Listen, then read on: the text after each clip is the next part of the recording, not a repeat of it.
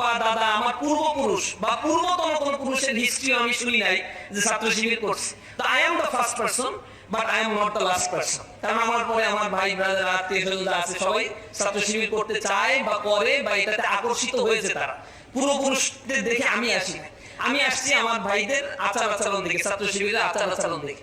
আসার পরে যখন দেখেছি যে নিজেকে গঠন করার একটা সুন্দর প্ল্যাটফর্ম, আমি যুক্ত হয়েছি। তো আপনার কাছে যদি অন্য কোনো প্ল্যাটফর্ম এরকম বেটার মনে হয়, আপনার কাছে বেটার অপশন থাকলে ইউ ক্যান গো।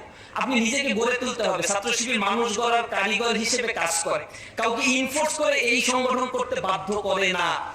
সুতরাং আপনাকে এই যুক্তি আমি আসলে হাজারো যুক্তি দিব না যে আপনাকে এই কারণে ছাত্র শিবির করতেই হবে। আমরা শুধু ইনভাইট করি যে আমাদের অ্যাক্টিভিটিস গুলো আপনি একটু দেখেন, পছন্দ হলে আপনি আসতে পারেন। We call you the rules of Islam, the way of Islam, the guidance of Islam. If this means politics to you, then this is our politics.